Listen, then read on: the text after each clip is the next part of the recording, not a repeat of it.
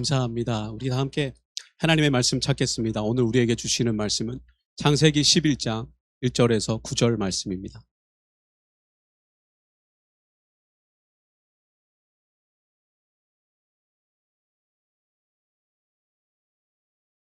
창세기 11장 1절에서 9절 말씀인데요. 우리 9절의 말씀 한 절씩 교독하겠습니다. 제가 먼저 1절을 읽겠습니다. 온 땅의 언어가 하나요 말이 하나였더라.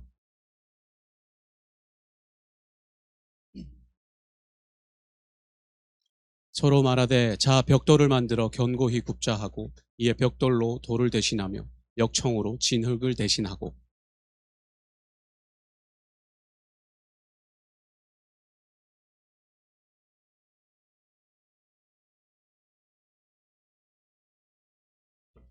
여호와께서 사람들이 건설하는 그 성읍과 탑을 보려고 내려오셨더라.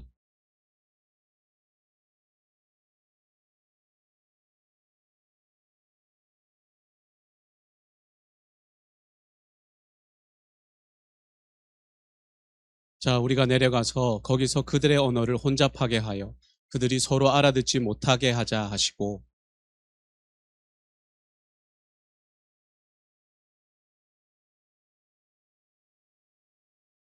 다 함께 읽겠습니다. 그러므로 그 이름을 바벨이라 하니 이는 여호와께서 거기서 온 땅의 언어를 혼잡하게 하셨음이니라. 여호와께서 거기서 그들을 온 지면에 흩으셨더라. 아멘.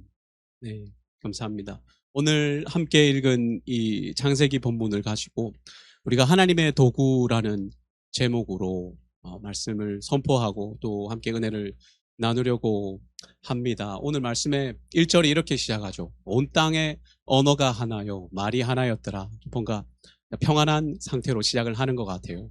근데 2절에 보니까 그들이 동방으로 옮기다가 신할 평지를 만났다라고 그렇게 하는데요. 여기서 이 그들이 누구일까 이렇게 우리가 100% 특정해서 확인할 수는 없지만 그래도 여러 가지 근거를 통해서 가능성 있게 추측해 볼 수 있습니다. 오늘 이 바벨탑 사건이 있기 이전에 몇 세대 전에 노아 홍수 사건이 있거든요. 그리고 그 홍수 사건 직후에 노아가 포도주에 취하는 사건이 일어납니다. 그리고 그 사건의 결과로 노아의 세 아들 중에 함 혹은 함의 아들 가나안이 하나님 앞에 저주를 받게 되거든요. 그리고 그 저주받은 그 함의 후손들은 창세기 10장에서 말하기를 그의 나라는 시날 땅의 바벨과 또 어디에서 시작되었다라고 말을 하는 것을 볼 수 있습니다. 다시 말해서 우리가 오늘 바벨탑을 지은 사람들은 아마도 그때 저주받았던 함의 후손들의 일부가 아닐까 그렇게 생각을 해볼 수 있는데요.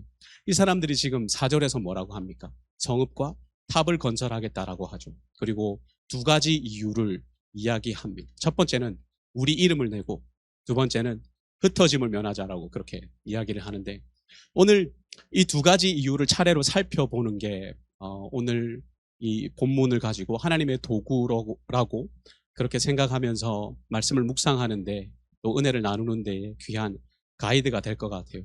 첫 번째는 우리 이름을 내고라고 그렇게 이야기를 합니다. 이 사람들이 자신들의 이름을 떨치려고 그랬죠. 이 사람들은 홍수 당시에 노아를 보호하시고 지켜주셨던 그 하나님을 더 의지하기보다는 그들 스스로 이름을 내고 스스로 일어나려고 그렇게 했었습니다. 그런데 가만히 보면은 이 사람들이 이렇게 생각했던 것은 인류 최초의 범죄였던 그 선악과 사건의 계기가 되었던 유혹과 정말로 많이 비슷하거든요. 하와가 뱀에게 이런 말을 듣죠. 너희가 그것을 먹는 날에는 너희 눈이 밝아져 하나님과 같이 되어 라는 그런 유혹을 받았었습니다. 다시 말해서 하나님의 자리에 그분을 밀어내고 내가 거기에 거하고 그분이 받아야 할 그 영광을 내가 받게 되기 원하는 것. 그게 정말 탐욕스러운 하와의 마음이었죠. 그래서 선악과 사건이 일어나는데 그것과 동일한 욕구가 오늘 창세기 11장에서는 우리의 이름을 내고라는 그 표현으로 나타나고 있는 것을 볼 수 있습니다. 여러분, 인류 역사에 있어서 이름을 낸다라는 것은 정말 인간들이 강하게 가지고 있는 욕구입니다. 뭔가 내 이름이 드러나고 내가 인정을 받아야 속이 시원한 것이죠. 그래서 하나님께서는 그렇게 자신들의 이름을 위하여서 바벨탑을 쌓던 사람들을 모두 다 실패로 이끄십니다. 그런데 재미있는 것은 오늘 창세기 11장에서 바로 이어지는 12장에서 하나님께서 한 사람을 부르시거든요. 우리가 잘 알듯이 그 사람은 아브라함입니다. 우리가 아브라함 본문을 너무 많이 읽어서 아브라함에게 주셨던 하나님의 약속도 잘 알고 있죠. 그런데 그 약속 중에 오늘 이 바벨탑 본문과 연관시켜서 함께 읽어봤으면 하는 본문이 있는데요. 바로 12장 2절입니다. 내가 너로 큰 민족을 이루고 내게 복을 주어 내 이름을 창대하게 하리니 너는 복이 될지라라고 말을 하는 것이죠. 그렇다면 여기서 두 가지의 중요한 대조가 일어나고 있습니다. 뭡니까? 자신들의 이름을 스스로 내기 위하여서 그렇게 바벨탑을 쌓았다가 실패했던 인간의 모습과 반면에 하나님께서 직접 그 이름을 높여주시고 창대하게 해주신 한 사람이 어떻게 하나님의 귀한 일을 위하여서, 다시 말해서 이 땅의 복의 통로로서 사용되어질지를 하나님께서 말씀을 통하여서 대조해 주고 계신 것이죠. 여러분, 결국 우리의 이름은 우리 스스로가 높이는 것이 아니라 하나님께서 높여주실 때 우리가 가능한 것이거든요. 그리고 그 목적 역시 하나님의 선하신 뜻을 위한 것이라는 것을 우리가 잊지 말아야 합니다. 그리고 주께서 우리의 이름을 높여주실 때 우리는 분명히 우리의 주인 되신 그분의 이름만 높이기 위하여서 온 마음과 힘을 쏟아야 하는 것입니다. 여기에 우리의 그 부르심의 그 본질에 정말 중요한 특징이 나오는 거거든요. 여러분, 우리는 우리가 가지고 있는 그 이름, 크리스천이라는 그 이름에 담겨 있는 그리스도라는 저 초록색 글자, 저 그리스도라는 이름을 드러내기 위하여서 우리는 살아간다라는 것이죠. 그래서 우리의 행실과 말을 통하여서 혹여나 그분의 이름이 드러나지 못한다는 것은 어떤 면에서는 우리는 여전히 우리의 이름을 드러내기 위해서 그렇게 힘을 내고 있다라는 것입니다. 그리고 그것은 우리가 신앙의 용어로 교만이라고 부르는 것이죠. 여러분, 중학교나 아니면 고등학교 사춘기를 보내는 이 남학생들에게서 쉽게 볼 수 있는 현상인데요.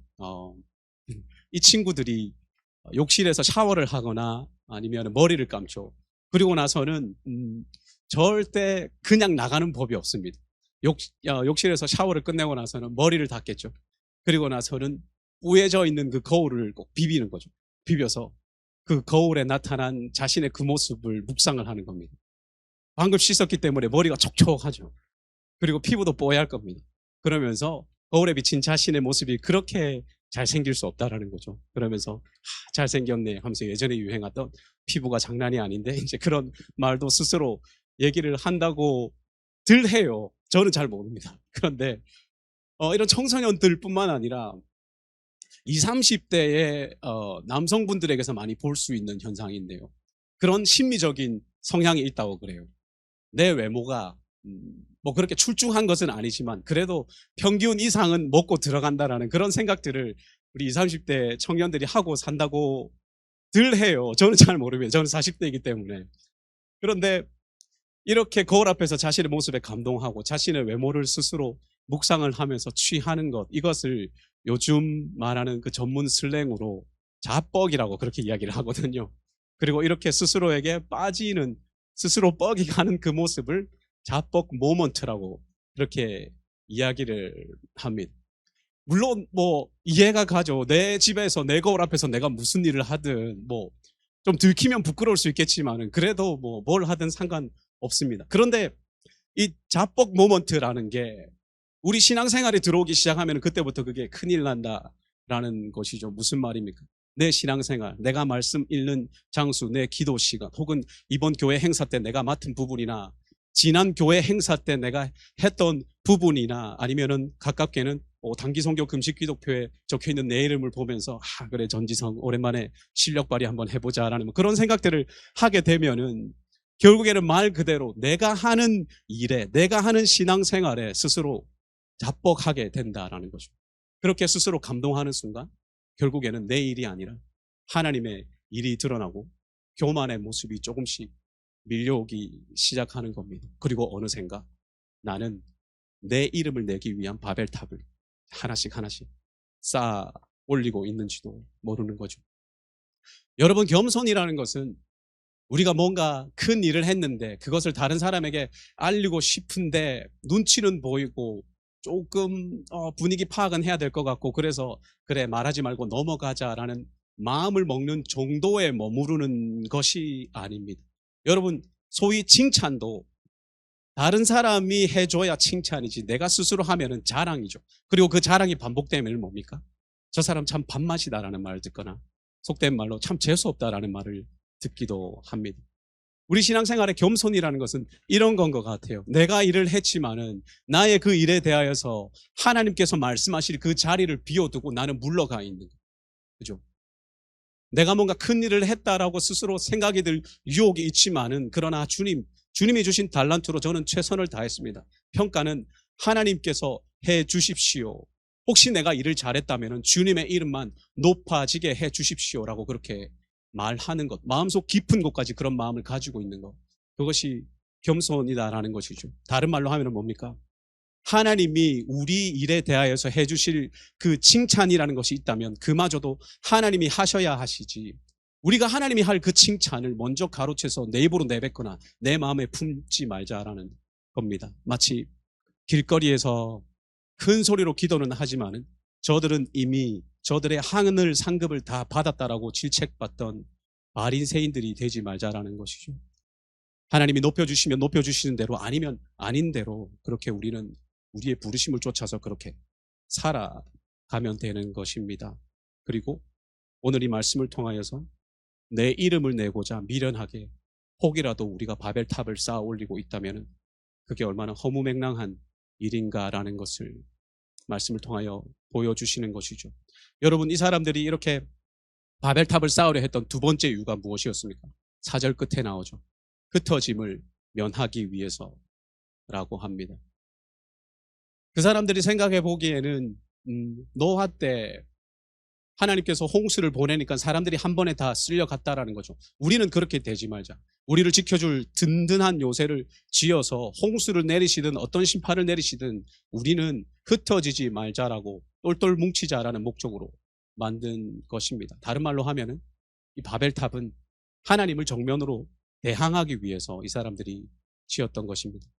그런데 이 흩어짐을 면하자라는 이 말이 얼마나 하나님의 명령을 대항하는 것인지 우리가 창세기 말씀을 보면 잘 알 수 있는데요. 여러분, 아까 말했듯이 노아가 홍수를 겪은 이후에 하나님께서 그들에게 명령을 주십니다. 복을 주시면서 그들에게 이르시되 생육하고 번성하여 땅에 충만하라라고 그렇게 말씀하시죠. 홍수 심판으로 다 멸하셨지만은 그래도 하나님께서는 여전히 이 땅을 향한, 우리로 표현하면 꿈을 가지고 계셨고, 그 꿈을 이루기 위하여서 노아와 그 후손들이 땅에 충만하기를 원하셨는데, 가만히 생각해 보면 우리가 이 명령을 이때 처음 보는 게 아니라는 거죠. 언제 봤습니까?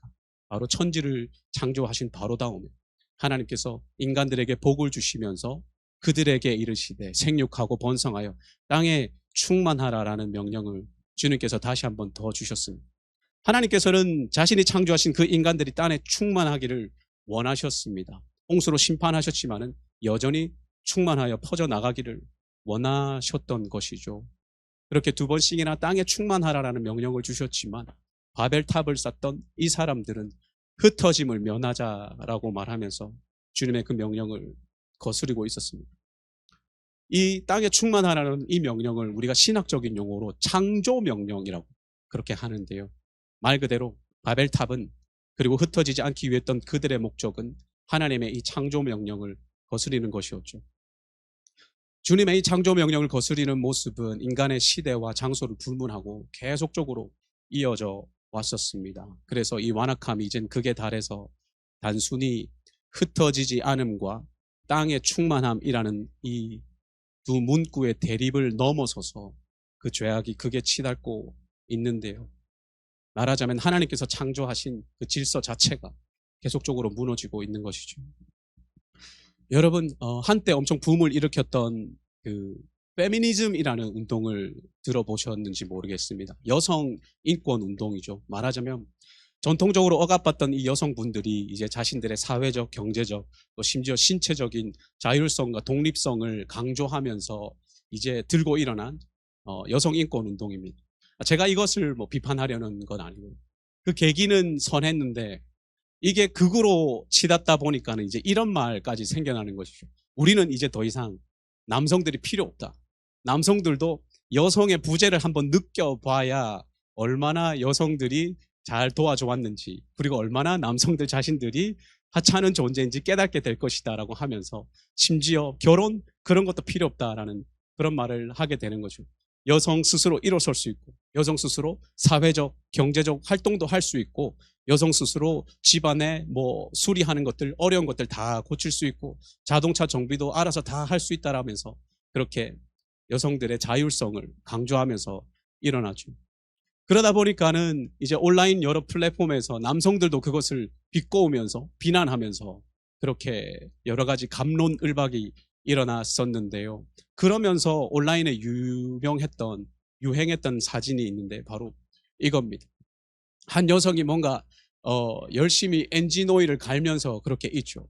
그런데 가만히 자세히 보면 그 엔진 오일에 집어넣고 있는 게 뭡니까? 식용유를 집어넣고 있는 거죠. 그러니까 기름이라고 다 같은 기름이 아닌데 여성들은 아마 자동차 정비를 알아서 할 수 있다고 해도 저렇게밖에 못할 것이다 라고 하면서, 그래 엔진에 식용유 넣고 한번 잘 달려보세요 라는 그렇게 비꼬는 메시지로 이런 사진들도 돌고는 했는데요. 여러분, 제 포인트는 이겁니다. 지금은 이것보다 더 한 발짝 나아갔다는 것이죠. 차라리 이때처럼 이 상태로 싸우기만 하면 어떨까라는 그런 생각을 한다라는 것이죠. 이때는 그래도 차라리 하나님께서 지정해 놓으신 그 생물학적인 구분선, 남성과 여성이라는 구분선은 뚜렷했는데 이제는 그 생물학적 질서마저 무너지고 있다라는 것입니다. 무슨 말입니까? 이제는 이성 간의 대립이 문제가 아니라 동성 간의 그 필요 이상의 친밀함이 문제가 되어가고 있다라는 것이죠. 오늘 그 페미니즘을 비꼬고 비판하던 사람이 갑자기 성 정체성의 변화가 생겨서 내일은 페미니즘을 옹호하고 응원하는 그런 현상들이 생기는 것이죠. 하나님의 뜻에 반하는 이 세상이 정말로 제멋대로 굴러가고 있는 것 같아요. 여러분 혹시 필라델피아의 좀비랜드라는 곳을 혹시 들어보셨습니까? 제가 필라델피아에 잠깐 방문했다가 한 4년 전에 그 근처까지 갔었는데요.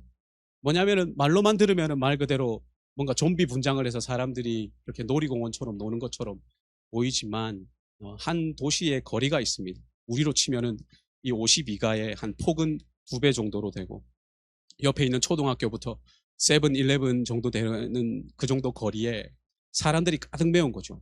그리고 그 사람들이 좀비처럼 행동을 하고 있습니다. 왜냐하면 약에 취해서 그렇게 하고 있는 거죠.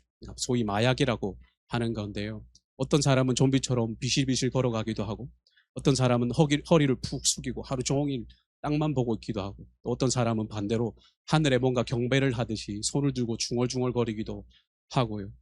가만히 보면 팔뚝과 손등에 주사바늘 너무 많이 꽂아서 이제는 부어오르고 썩기까지 해서 붕대로 감아놨는데, 이제 그 붕대 감아놓은 손으로 다시 주사기를 들고, 주사기를 꽂을 데가 없으니까 목에다가 투약을 하는 그런 모습까지 뉴스에 보도되고는 했는데요. 뉴스에 보도되어서 제가 이렇게 자유롭게 말씀드리는 겁니다. 여러분, 왜 이 사람들은 여기서 벗어나지 못하겠습니까? 약을 공급하는 사람들이 있으니까 그렇죠. 그 사람들은 왜 약을 공급하겠습니까? 말 그대로 돈이 되니까. 한마디로 말하면 다른 사람의 그 인생을 팔아서 자기의 주머니를 채우는 거죠. 이렇게 단편적인 2가지 예를 들었지만은 창조주 하나님께서 만들어 놓으신 이 생물학적 질서가 무너지고, 인간을 지으시고 하나님 보시기에 심히 좋았더라라고 말씀하셨던 그 말씀이 무색해질 만큼 사람에게 심어놓으신 하나님의 형상과 그 존엄성을 짓밟으면서까지 자기의 주머니를 채워야 하는 세상이 되고 있는 것이죠. 이 땅을 향한 하나님의 다스림과 그분의 계획이 철저히 무시되고, 눈에 보이지는 않지만은 이미 이 땅의 많은 곳에서는 하나님의 뜻에 반하는 셀 수 없는 바벨탑이 하늘 높이 치솟아 올라가고 있는 것입니다. 이런 상황에서 오늘 이야기에서 보듯이 이 바벨탑이 점점 높아지니까 하나님께서 분명히 일을 하시는 것이죠. 여러분, 얼마 전에 초원 친교 시간에 남성 초원 중에 한 초원이 섬겨주셨던 그 오뎅국 생각나세요? 네, 저는 엄청 맛있게 먹었거든요. 물론 그게 이제 어떻게 만들어졌는지 구체적인 과정은 저는 알 수 없습니다. 그런데 한번 생각을 해보면 토요일 날 이렇게 오뎅을 다 다듬고 꼬치까지 다 꽂아놨어요. 그리고 멸치 육수도 다 내고 국물을 맛있게 만들어놨습니다. 그리고 내일 데워서 친교 시간에 서빙만 하면 되는데 주일날 와보니까는 그 국물 맛이 바뀐 거예요. 그래서 사람들이 이제 발을 동동 구르는 겁니다. 좀 있으면 성도님들 내려오고 어떻게 간을 다시 맞춰야 되나 막 하고 있는데 뭐 참치액도 넣어보고 맛소금도 넣어보고 아무런 소용이 없었는데 누군가가 갑자기 주방 캐비넷에서 다시 다 한 봉지를 들고 와서 그걸 하나씩 하나씩 집어넣는다 생각해 봅시다. 한 숟가락 한 숟가락 집어넣고 옆에서는 국자로 막 젓고 있는 거예요. 그리고 나서는 맛을 딱 보니까는 됐다, 맛이 돌아왔다 싶어서 이제 친교 시간에 서빙하면 되겠다 해서 하나 둘씩 서빙을 하는 겁니다. 그리고 성공적으로 친교 시간에 모든 교제가 끝나고 초원 식구들끼리 서로 수고하셨습니다라고 인사하면서 그때 무슨 말을 합니까? 오늘 다시 다 뭐의 한 수였다? 신의 한 수였다. 오늘 이거거든요. 오늘 하나님께서 참 신이신 유일하신 하나님이신 주님께서 그분의 한 수를 보여주시는 것입니다. 말 그대로 언어를 바꾸시는 거죠. 온 땅의 언어가 하나였다라는 그 인간 세상의 기본적인 균형마저도 깨뜨리시면서 하나님께서 그들의 탐욕이 얼마나 허무한 것인지 보여주시는 것이죠. 여러분, 이 사람이 탑을 쌓았던 두 번째 이유가 뭐라고 했습니까? 흩어짐을 면하기 위해서 그렇게 하셨죠. 그런데 오늘 말씀에 제일 끝에 뭐라고 끝납니까? 여호와께서 거기서 그들을 온 지면에 흩으셨더라. 흩어지지 말자라고 아둥바둥 노력을 했는데 하나님께서 말 그대로 신의 한 수로 일을 하시니 그들이 그냥 흩어질 수밖에 없었다라는 것이지요. 여러분, 세상이 악해질 때 그리고 이 땅에서 교회가 제 기능을 하지 못하고 우리 삶이 악해질 때 하나님께서 그것을 멈추시려거든 언제든지 어떤 방법으로든 다 멈출 수 있는 것입니다. 그리고 너희들이 그렇게 나를 대적한다면 나는 너희들을 버리겠다. 너희들을 흩어버리겠다라고 그렇게 말씀하시면서 끝나는 것이 창세기 11장이죠. 그리고 그 이후에 이어지는 창세기 12장에서 우리가 아까 봤듯이 아브라함을 부르십니다. 그리고 그 아브라함을 부르실 때에 하나님께서 복의 통로가 될 거라고 말씀을 하셨던 것이지요. 즉 하나님께서는 그 사람들을 버리셨지만은 그러나 이 땅을 향한 꿈은 버리지 않으셨습니다. 그리고 아브라함을 택하셔서 온 땅이 나의 복을 받게 될 것이다. 너를 통하여서. 여러분, 우리가 그 이후에 구약의 긴 이야기를 한마디로 요약하면은 아브라함의 후손을 통하여서 참 복의 근원이신 예수 그리스도께서 이 땅에 오셨다라는 것으로 이야기할 수 있는 것이죠. 그래서 우리가 신약 성경을 시작하는 가장 첫 절 마태복음 1장 1절에서 예수 그리스도는 아브라함과 다윗의 자손이다라는 선포를 보는 것은 결코 우연이 아닌 것입니다. 예수 그리스도를 통해서 이 땅에 임한 하나님의 그 구원의 복은 계속적으로 퍼져나갑니다. 그런데 그 방법이 정말 독특한데요. 바로 그리스도께서 이 땅에 세우신 교회를 통하여서 그 복을 선포하시기로 퍼뜨려 나가시기로 그렇게 결정하셨습니다. 그런데 여러분, 하나님께서 이 교회를 퍼뜨려 가셨던 방법이 정말로 독특한 걸 알 수 있습니다. 여러분, 우리가 오늘 이 말씀의 결론부로 조금씩 가면서 이 부분을 살펴보고 어떻게 적용할 수 있을지 생각해 보려고 하는데요. 많은 성경학자들이 교회의 생일이다라고 그렇게 명명하면서 읽는 성경 본문이 있는데요. 바로 사도행전 2장의 오순절 성령 강림 사건입니다. 그때 무슨 일이 일어났습니까? 마가의 다락방에 제자들이 모였죠. 기도하고 있는데 거기서 성령께서 임하십니다. 성령이 임하셨을 때 그들이 각자 방언을 말하기 시작하는데요. 그런데 여기서 우리가 기억해야 될 것은 이들이 말했던 그 방언은 우리가 알아들을 수 없는 그런 신비한 말들이 아니었습니다. 다 함께 사도행전 2장 큰 소리로 읽어보겠습니다.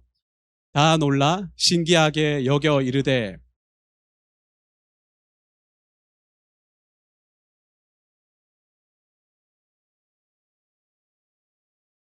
어찌 됨이냐. 아멘. 여러분, 사도행전 2장에 나오는 그 방언이라는 것은 고린도전서에 나오는 천사의 말이나 혹은 방언 은사를 받아서 말하는 그 신비한 말과는 다른 방언이었습니다. 다시 말하면은 각 사람이 난 곳, 지역과 나라를 따라서 알아들을 수 있는 외국어였다라는 것이죠. 그렇다면 여러분, 우리가 이 언어라는 키워드를 통해서 오늘 이 바벨탑 본문과 오순절 사건을 같이 이해할 수 있는데요. 뭡니까? 외국어를 말할 수 없었던 그 사람들이 말할 수 있게 된 이유가 무엇이겠습니까?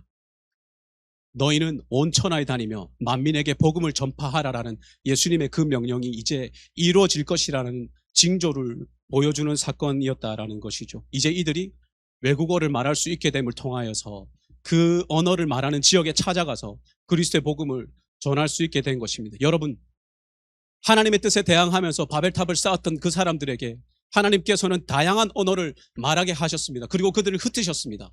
그때의 언어는 하나님의 심판의 도구였죠.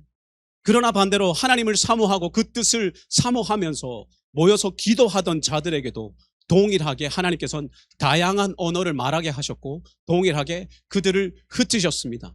그러나 그것은 하나님께서 이 땅을 복을 주시는 방법으로서 그들을 복의 통로로 사용하시기 위한 축복의 도구로서 다양한 언어가 나타났다라는 것이죠. 여러분, 인간의 문화와 사회와 정치와 경제와 그 어떤 영역에 그 어떤 무엇이든 간에 하나님께 어떻게 사용되는가에 따라서 그 길과 종착역이 분명히 달라진다는 것을 우리는 오늘 말씀을 통하여서 보게 됩니다. 이런 의미에서 우리 큰사랑교회는 하나님의 도구임을 믿습니다. 우리가 가지고 있는 그 모든 것을 통하여서 하나님께 영광 돌리고 또 그분의 그 선하신 뜻을 이루어 가야 하는 것이죠. 그러나 여러분, 우리가 주님의 도구로서 살아갈 때도 많은 이 땅의 권세들을 보게 되고 또 우리를 힘들게 하는 하나님을 대적하는 많은 권세들과 맞닥뜨려야 합니다. 여러 모양으로 삶에서 보게 되고 우리가 경험해야 되는 것이죠. 그러나 여러분, 우리가 소망을 잃지 않아도 되는 이유는 바로 하나님께서 인도하시는 가운데 그들의 끝을 우리가 알고 있기 때문입니다. 여러분, 바벨이라는 이 이름이 시사하듯이 오늘 하나님을 대적하던 이 바벨탑은 성경 역사에 있어서 바벨론이라는 또 다른 나라로 등장을 하게 됩니다. 그리고 성경의 이사야서나 다니엘서 같은 곳에서는 그들이 얼마나 하나님을 대적하는지, 그렇게 하다가 얼마나 처참하게 부서지는지 보여주시는데요. 결국에는 하나님의 말씀은 인간 세상의 끝에 가서도 바벨론이라고 상징되는 이 세상의 권세가 어떻게 하나님 앞에 비참하게 무너지는지 분명히 보여주시는데, 요한계시록 18장의 말씀에서 힘찬 음성으로 외쳐 이르되 무너졌도다 무너졌도다 큰 성 바벨론이여, 귀신의 처소와 각종 더러운 영이 모이는 곳과 각종 더럽고 가증한 새들이 모이는 곳이 되었도다. 인류 최초 그 역사에 있어서 그때부터 시작되었던 하나님께 대한 교만과 끊임없이 하나님을 대항하던 그 세상의 권세가 어떻게 주님의 그 권능 앞에서 무너지게 될런지 주님의 말씀이 보여주고 계시는 것이죠. 반대로 동일한 책 요한계시록에서 그 인류 역사의 초기에 하나님께서 꿈꾸셨던 온 땅을 향해서 복을 주시고자 하셨던 그분의 꿈이 어떻게 이루어지는지 보여주고 있는데요. 요한계시록 7장 말씀입니다. 이 일 후에 내가 보니 각 나라와 족속과 백성과 방언에서 아무도 능히 셀 수 없는 큰 무리가 나와 큰 소리로 외쳐 이르되 구원하심이 보좌에 앉으신 우리 하나님과 어린 양에게 있도다 하니. 우리가 잘 아는 비전 찬양이죠. 저는 이 찬양이 왜 찬양 제목이 비전일까 한때 생각했었는데요. 그냥 단순히 사도 요한이 환상 중에 봤기 때문에 그냥 환상을 비전으로 바꿔서 그렇게 영어로 바꿔서 얘기했나 보다라고 생각을 했는데 맞을 수도 있고요. 그러나 조금 더 생각해 보니 이게 하나님의 비전이겠구나라는 그런 생각이 들더라고요. 패역한 백성들을 다양한 언어를 말하게 함을 통해서 흐트러뜨리시면서 심판하셨고, 그러나 신실한 주의 백성들 또한 다양한 언어를 말하게 하시면서 흐트러뜨리시면서 각 언어를 따라서 그들이 흩어져서 그리스도의 복음을 듣게 하시고, 그렇게 다양한 언어와 문화를 따라서 흩어졌던 그 모든 자들이, 다시 말해서 각 나라와 족속과 백성과 방언 그 모든 자들이 이 세상의 끝에는 한 곳에 모여서 그들의 물리적인 언어는 다르지만, 그들의 문화적인 언어는 다르지만, 그럼에도 우리의 믿음이라는 그 공통된 언어를 가지고 우리의 구원은 하나님과 그의 어린 양 예수 그리스도께 있다라는 그 영광의 고백을, 그 영광의 찬양을 선포하도록 하시는 게 그게 하나님의 비전이겠다, 그런 생각이 들더라고요. 여러분, 우리 큰사랑교회가 또 우리 자신이 주님의 그 비전을 품고 나아갔으면 좋겠습니다. 우리가 아까 찬양으로 고백했듯이 하나님의 그 꿈이 내 비전이 되고 하나님의 그 꿈이 우리 큰사랑교회의 비전이 되기를 소망한다는 마음으로 나갔으면 좋겠습니다. 그래서 우리에게 주신 것 가지고 우리 일상에서, 우리 가정에서, 우리 직장에서, 혹은 지금 이 순간도 저 멀리 니카라과에서 하나님께서 우리로 하여금 가라 하신 그곳에서, 우리를 흐트러뜨리신 그곳에서 하나님의 선하신 뜻을 위하여서 내 이름이 아니라 주님의 이름이 드러나는 그 귀한 역사를 위하여서 우리가 힘을 다하여 주께 사용되기를 소망합니다. 우리 그런 마음을 품고 함께 찬양하면서 기도의 자리로 나아갔으면 좋겠는데요. 우리가 잘 아는 찬양입니다. 내 모습 이대로라는 찬양입니다. 어떤 찬양을 할까 고민을 했는데요. 우리의 연약한 그대로 주께서 받아주시고, 때로는 내 이름을 드러내고자 하는 교만과 어리석은 마음을 품지만 주께서 이런 연약한 나도 사용하여 주옵소서라는 그 마음으로 주 앞에 찬양하며 나갑니다. 내 모습 이대로 사랑하시네 연약함 그대로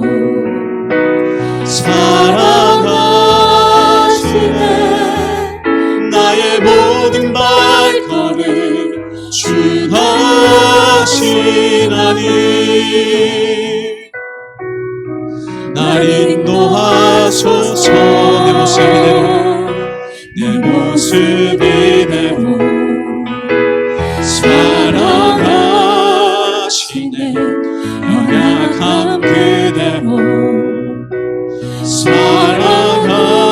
사랑하시네 나의 모든 발걸음 주 하시나니 날 인도하소서 주의 날개 아래 거하는 것 주의 임재 안에 거하는 것 나의 가장 큰 소망 나의 가장 큰 은혜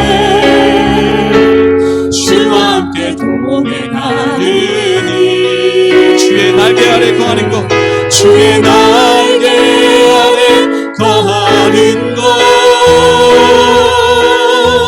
주의 임재 안에 거하는 것 나의 가장 큰 소망 나의 가장 큰 은혜 주와 함께 동행하 한 번 더 찬양합니다. 내 모습 이대로 내 모습 이대로 사랑하시네 연약한 그대로 사랑하시네 나의 모든 발걸음 주 하시나니 날 인도하소서 내 모습 이대로 내 모습 이대로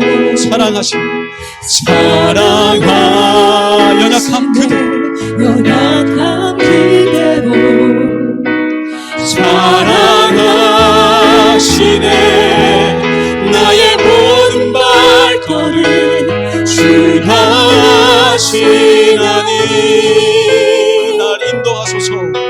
날 인도하소서 주의 날개 아래 거하는 것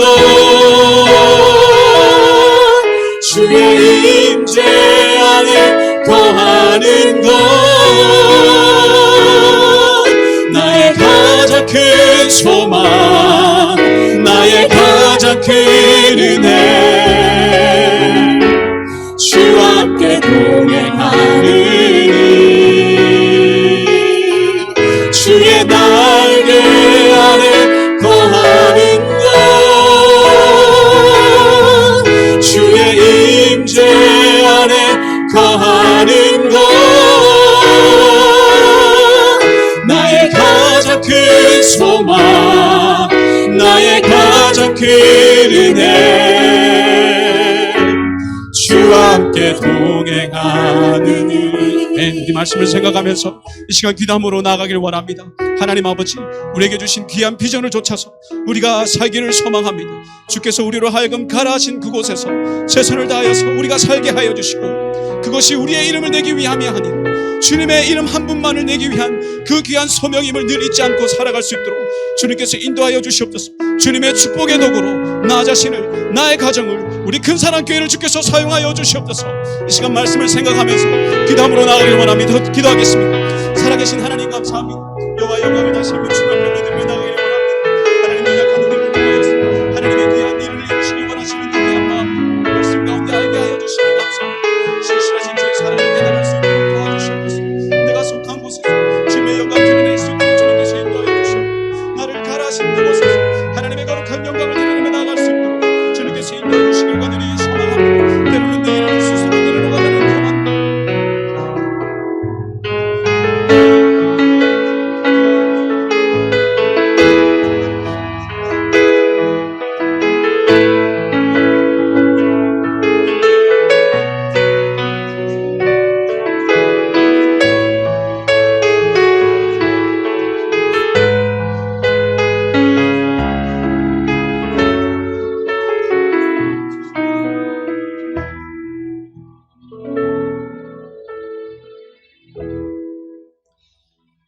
살아계신 하나님 감사합니다.